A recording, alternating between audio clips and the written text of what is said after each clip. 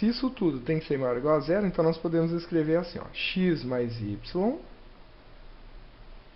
é maior ou igual a zero.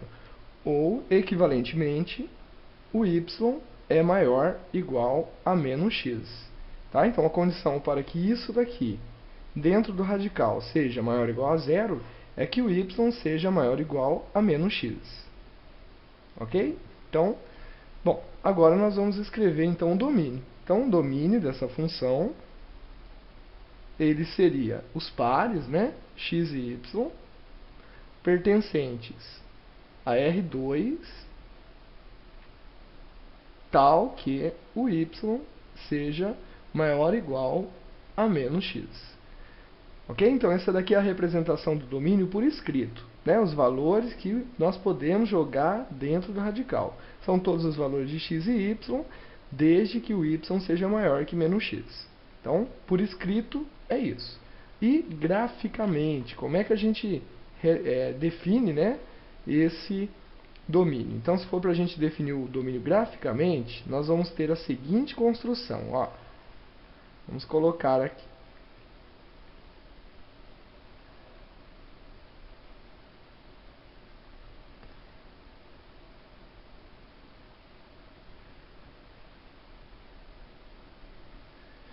Ok? Então, temos o gráfico. E aí, ó, daqui nós temos assim, y maior ou igual a menos x. Ok? Então, primeira coisa que nós vamos fazer, nós vamos traçar a reta y igual a menos x.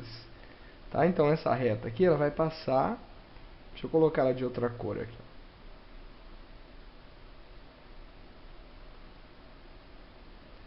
Tá? Então, essa reta aqui é a reta y igual a menos x.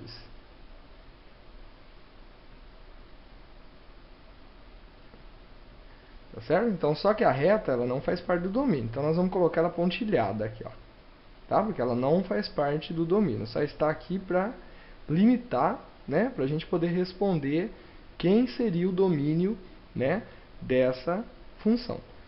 Então, nós queremos lá no domínio os valores de y maior ou igual a menos x. Então, em cima da reta, o y é igual a menos x. Se ele for maior ou igual, então quer dizer, o igual também nós vamos pegar agora, tá, para o domínio, ó. Agora que nós vimos lá que tem um igual, então, quer dizer, nós vamos incluir também a reta. Vamos colocar de outra cor aqui, ó.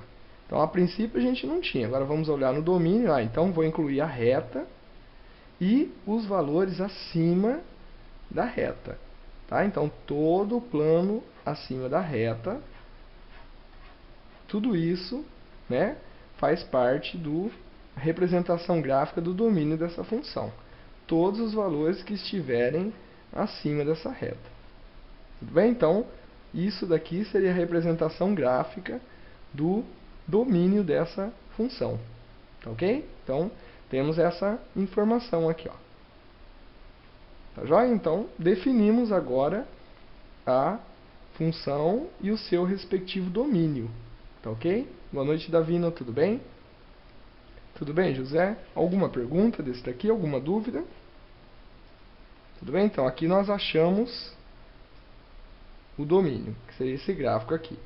Agora, considere uma caixa retangular, onde x é o comprimento, y a largura e z a altura. Se fôssemos fabricar tal caixa, precisaríamos saber a quantidade de material que seria necessário e, nesse caso, teríamos que estabelecer a função área da superfície dessa caixa. Né? Acompanhe. Considerando a caixa sem tampa, teremos que a área da superfície será dada pela função. Então, nós já vamos colocar a função aqui, só vamos colocar a caixa para a gente acompanhar bem o exercício. Então, nós temos aqui a caixa, tá?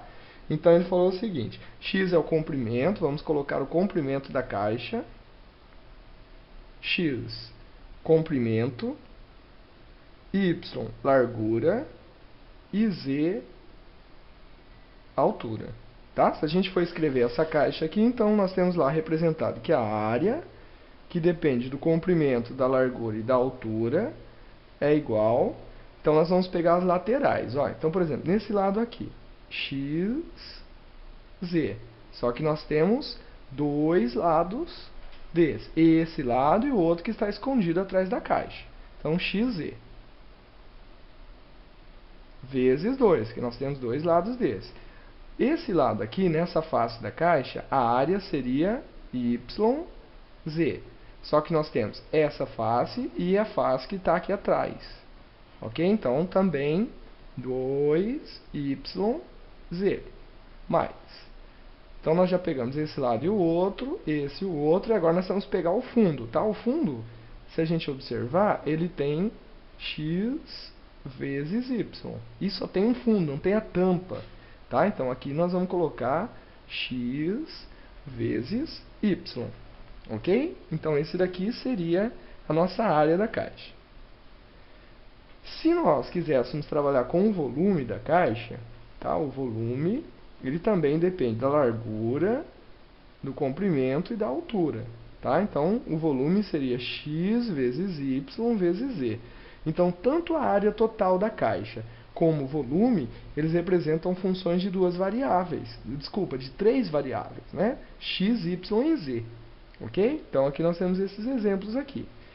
Se você quiser achar o domínio tanto dessa função aqui, da área, como da função volume, tá? A gente percebe que o x, o y e o z, eles são medidas, eles são tamanhos, né? Então, quer dizer, não tem tamanho negativo, tá certo?